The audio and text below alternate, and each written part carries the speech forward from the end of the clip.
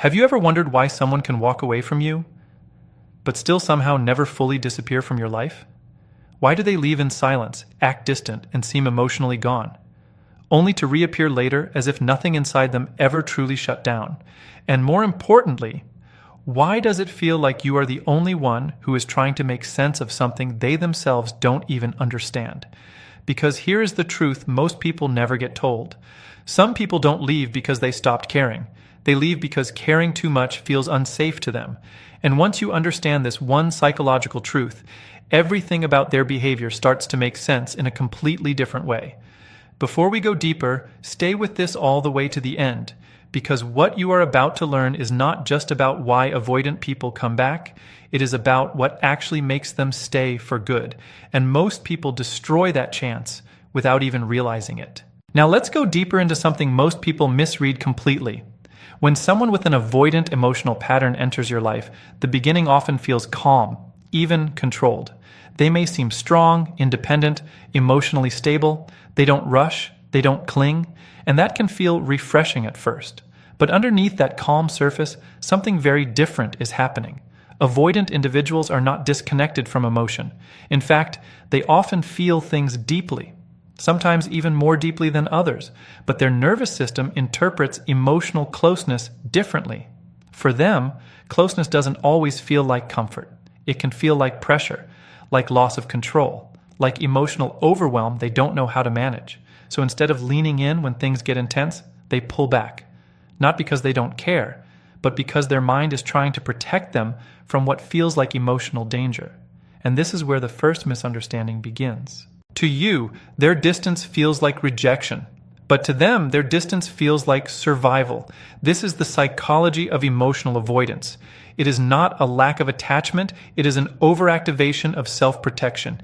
And here is where things become even more confusing, because when they pull away, most people assume the connection is over. They think silence means the bond is broken. They think distance means indifference. But with avoidant individuals, silence is not the end of emotion. It is often where emotion gets stored instead of expressed. They don't process feelings through closeness. They process them through distance. So when they disappear, their external behavior looks calm. But internally, things are still active. Thoughts still exist. Memories still linger. Emotional traces do not simply vanish just because communication stops. And this is where the cycle begins. The more intense the emotional connection was, the more likely it is that distance does not erase it. It only delays it, because in silence, something subtle happens inside them. The nervous system starts to reset, the emotional intensity drops, the pressure they felt starts to fade. And when that pressure fades, something very interesting begins to happen. They start to remember the connection without fear attached to it. Not the arguments, not the overwhelm, but the emotional comfort that was once there. And this is where most people misread the situation again, because from the outside it looks like they are moving on. But psychologically, what is actually happening is emotional recalibration. Their system is trying to separate love from pressure, connection from fear, intimacy from loss of control. And during this phase, they don't always reach out. They don't always show signs. In fact, they often appear completely detached. But internally, they are not as far as they seem. And this is exactly what leads to the most misunderstood pattern in relationships involving avoidant individuals. They leave, but they don't fully detach. They distance, but they don't fully disconnect.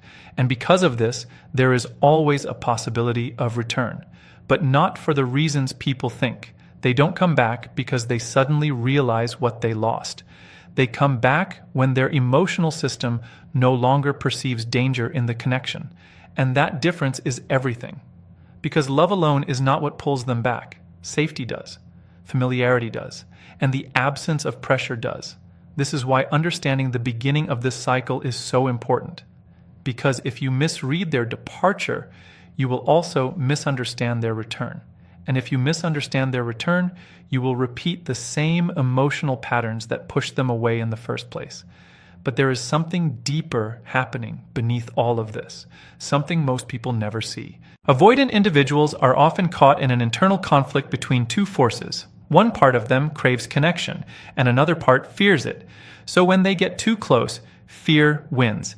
And when they get too far, longing slowly begins to return. This push and pull is not random. It is psychological conditioning based on emotional safety thresholds. And once you understand that, you stop seeing their behavior as chaos. You start seeing it as a pattern, a predictable emotional system. And that is exactly where everything starts to change.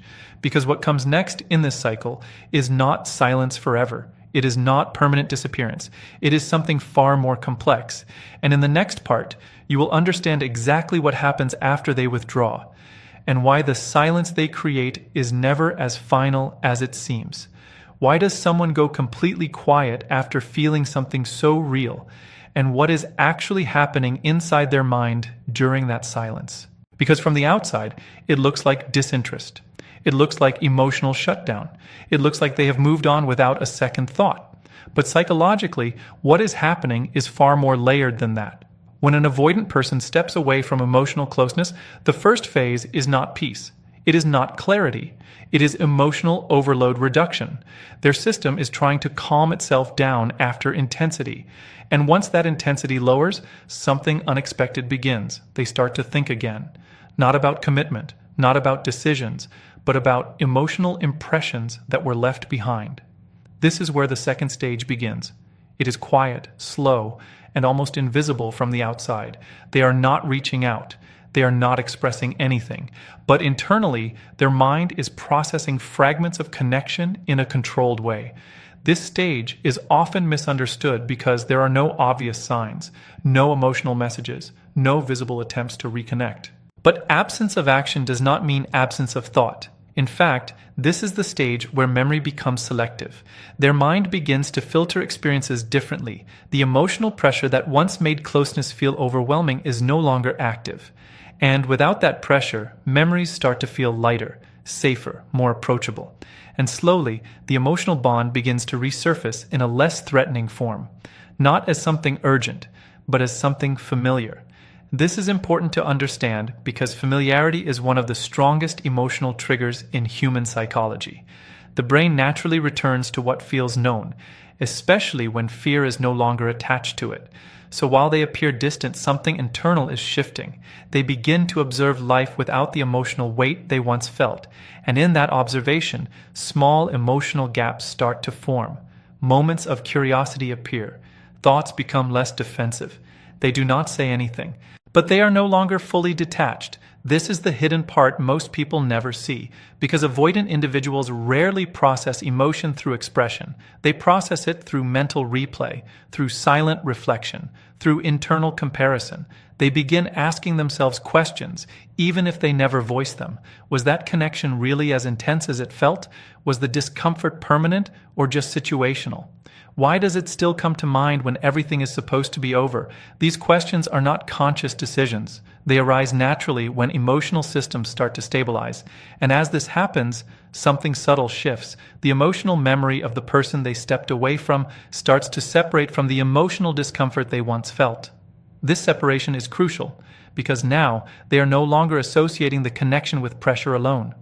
They are starting to recall moments without emotional tension attached. And when that happens, curiosity begins to grow, not strong enough to act immediately, but strong enough to disturb silence. At this stage, they may appear fully occupied with their life. They may seem emotionally unavailable, but internally, they are revisiting emotional snapshots in fragments. And the more time passes, the more those fragments become easier to tolerate.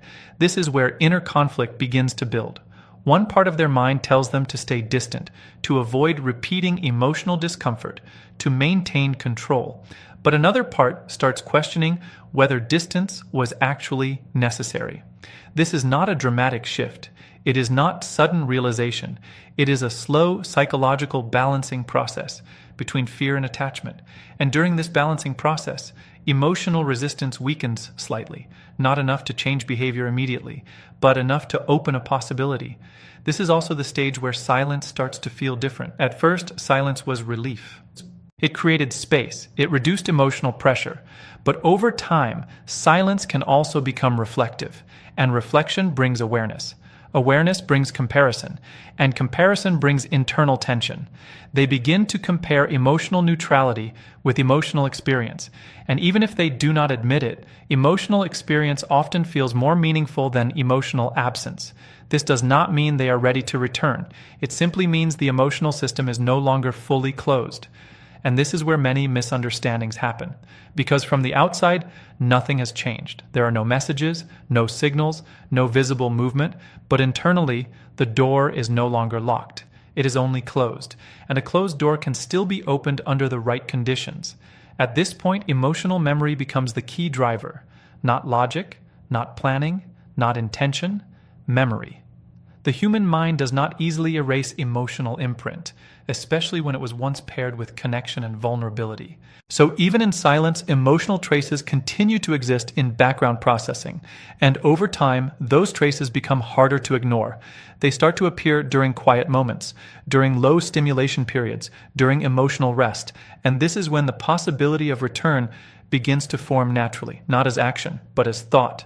And thought is always the first step before behavior changes. But there is still hesitation, because even though curiosity is growing, fear has not disappeared completely. So instead of direct action, they enter observation mode. They do not engage, they do not commit, they simply monitor emotional safety from a distance, they watch for signs of pressure, they look for emotional intensity, they assess whether returning would recreate the same discomfort they once escaped, and this evaluation determines everything that comes next. Because if fear rises again, they withdraw further. But if fear remains low, something new begins to form. A possibility of reconnection without emotional threat. And this is the point where everything starts to shift toward the next stage, not because they are ready, but because internal resistance is no longer absolute. And what happens after this silent evaluation phase is where the real turning point begins. What actually makes someone who once disappeared start to reappear again? And why does it often happen when you least expect it? Because after silence becomes familiar, something inside them starts to shift again. Not suddenly, not dramatically, but quietly, in a way that even they don't fully notice at first. This is the point where the third stage begins. And this stage is the most misunderstood of all. From the outside, it may look like they are returning out of nowhere, but internally, this is not random. It is a response to emotional recalibration reaching a new level. At this point, the mind is no longer in escape mode. It is no longer focused on distancing or emotional recovery alone. Instead, it starts evaluating emotional neutrality. And emotional neutrality can sometimes feel emptier than emotional intensity. Because even though intensity once felt overwhelming, it also made them feel alive. It created meaning. It created emotional presence. And when that is gone for too long, a different feeling starts to emerge. A subtle form of emptiness that is hard to name. This is where curiosity becomes stronger than resistance, but still not strong enough for full emotional exposure. So instead of direct reconnection, something more careful happens. They begin testing emotional space. Not through deep conversations, not through emotional confession, but through small, controlled contact that carries no pressure, a simple message, a casual interaction, a low-risk approach to see if the emotional environment has changed. This is not about reunion yet. It is about safety confirmation. Because in their internal system, safety always comes before attachment can re-enter. And this is what most people fail to understand. When they come back, they are not returning to the relationship itself. They are returning to the feeling of whether the relationship feels safe again. And that difference determines everything. At this stage, they are highly sensitive to emotional tone. They are not looking for perfection. They are looking for stability. If the emotional response they receive feels heavy, demanding, or reactive, their system immediately interprets it as risk. And risk leads to withdrawal again. But if the response feels calm, grounded, and emotionally steady, something different happens. Their defenses begin to soften, not because fear disappears completely, but because it no longer feels activated. And when fear is not triggered, connection becomes possible again. This is where internal hesitation begins to reduce. But it does not disappear entirely. Instead, it transforms into observation. They start paying attention not just to what is said, but how it is said. They notice emotional rhythm, They notice consistency. They notice whether interaction feels predictable or unstable. And slowly, their system begins to build trust again. But this trust is not emotional yet. It is behavioral. They are not trusting feelings. They are trusting patterns. And patterns are what convince them that returning might not lead to the same discomfort as before. This is also where emotional memory starts to change its role. Earlier, memory was passive. It surfaced in fragments. It created curiosity. Now, it becomes comparative. They begin comparing past emotional pressure with current emotional calmness. And this comparison is powerful, because the brain naturally prefers experiences that feel less threatening. So when current interaction feels easier than past emotional intensity, something begins to open internally, not fully, but enough to continue engaging. At this stage, they do not rush. They test again, and then pause, and then test once more. This slow repetition is their way of ensuring emotional safety is not temporary, because for them, one moment of comfort is not enough. They need consistency, and consistency is what reduces emotional defense over time. As this continues, something subtle happens inside them. The idea of connection stops feeling like pressure. It starts feeling like possibility, and that is a major shift. Because earlier, connection and discomfort were linked together. Now, they are slowly being separated. And once separation begins, emotional openness becomes more likely. However, even at this point, fear does not vanish completely. It remains in the background. It still influences hesitation. It still affects timing. But it no longer dominates every decision. And this is where emotional balance begins to form. This balance is fragile at first, because one wrong emotional trigger can activate withdrawal again. But if the environment stays steady, something deeper develops, a sense of emotional predictability. And predictability is what makes long-term connection possible for them, because unpredictability is what originally caused them to retreat. So now their internal focus shifts toward evaluating sustainability, not intensity, not excitement, but sustainability of emotional experience. They start asking themselves internally whether this connection can exist without overwhelming pressure, whether it can remain steady without emotional instability, whether it can feel safe without constant emotional demand. And if the answers begin to feel positive, even slightly, attachment starts to return in a more grounded form.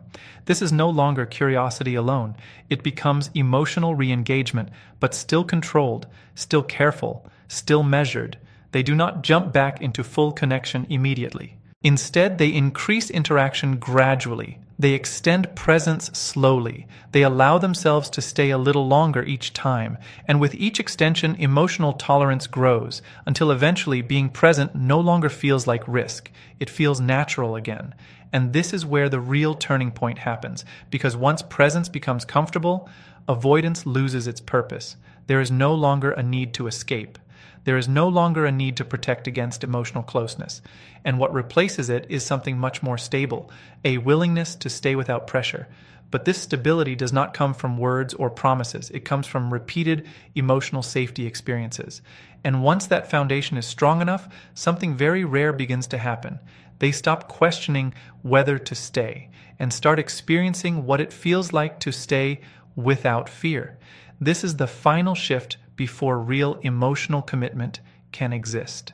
And everything that follows depends entirely on whether that safety continues or breaks again. What actually determines whether someone stays after coming back or slowly disappears again without warning? Because returning is never the final step.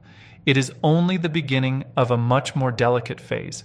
At this point, emotional contact has already been reestablished. The distance is no longer absolute. The silence is no longer permanent. But what happens next is where most connections either stabilize or collapse again. This stage is not about reunion. It is about emotional sustainability. And sustainability is tested through experience, not intention. Even after re-engaging, there is still a quiet internal scanning process happening. Every interaction is being measured, not consciously, but automatically. The mind is constantly checking whether emotional exposure feels manageable or overwhelming. This is where consistency becomes more important than intensity. Because intensity can feel exciting, but it can also recreate emotional pressure. And pressure is what originally triggered withdrawal behavior. So now, the system becomes highly sensitive to emotional signals that resemble past discomfort, not because the past is forgotten, but because it is still being used as a reference point. This is why even small emotional fluctuations can have a strong impact at this stage. A calm interaction strengthens trust. A reactive interaction weakens it. A patient response builds stability. A demanding tone increases internal resistance. And over time, these micro-experiences accumulate into something significant. They either reinforce emotional safety or slowly rebuild emotional caution. But unlike earlier stages, the response is no longer immediate disappearance. It is gradual adjustment. This is a key shift, because earlier discomfort led to full withdrawal. Now discomfort leads to hesitation, and hesitation leads to evaluation instead of escape. This evaluation process becomes more detailed over time. They start noticing emotional patterns that were not visible before. They observe how interactions feel across different moments, not just isolated ones. They begin comparing emotional stability across time rather than single experiences, and this comparison creates clarity, not emotional clarity, but behavioral clarity. They start understanding whether the connection is predictable or unpredictable, whether it feels grounded or unstable, whether it allows space or demands constant emotional output. And this understanding is what determines their level of comfort moving forward. At this stage, emotional attachment is still fragile. It exists, but it is not fully secure. It can grow or it can shrink depending on ongoing experiences. That is why consistency matters so much here, because consistency creates psychological safety through repetition, and repetition reduces internal alert signals. When nothing feels unpredictable anymore, the mind stops preparing for emotional escape. Instead, it begins to relax into presence. And presence is the foundation of staying. But even in this phase, there is still an internal duality. One part of them is becoming more open to connection. Another part still remembers emotional overwhelm from the past. This internal split does not disappear quickly. It fades gradually through repeated safe experiences. And every positive interaction slightly shifts the balance. Not dramatically, but steadily, until eventually one side becomes stronger than the other. And when emotional safety outweighs emotional fear, behavior begins to stabilize. At this point, their actions become more consistent, communication becomes less unpredictable, engagement becomes more natural, and emotional distance no longer feels necessary for regulation. But this does not mean full emotional surrender has happened. It means emotional defense is no longer active by default. There is still awareness, there is still caution, but it is no longer controlling every decision. This is where true emotional bonding begins to form, not through intensity, but through emotional repetition without disruption. However, there is still one critical factor that determines whether this stability continues or collapses, and that is emotional response under pressure. Because even after progress, one emotionally charged moment can still activate old protective patterns. If emotional space suddenly feels restricted again, the system can revert to distancing behavior. Not instantly, but gradually. First through reduced communication, then through emotional detachment, and eventually through silence. But if pressure does not return, something very different unfolds. Trust deepens, not because fear is completely gone, but because it is no longer being triggered regularly. And when fear is not repeatedly activated, emotional openness becomes easier to maintain. At this point, the connection starts shifting from cautious engagement to stable presence. They begin to stay longer without feeling the need to withdraw. They respond without overthinking emotional consequences. They engage without preparing for escape. And slowly, staying starts to feel normal. This is the transformation stage most people aim for, but few understand how to maintain. Because staying is not created by persuasion. It is created by emotional environment. And that environment must remain steady long enough for internal resistance to dissolve naturally. Once that happens, something very important emerges: emotional reliability. And emotional reliability is what replaces fear with comfort. It is what turns hesitation into trust. And it is what makes continued connection feel safe instead of threatening. At this point, the relationship is no longer being tested for survival. It is being experienced for stability, and when stability becomes the dominant emotional pattern, the need to leave disappears. Not because fear is forced away, but because it is no longer necessary. And this is the final transformation stage before long-term emotional presence can truly exist without resistance.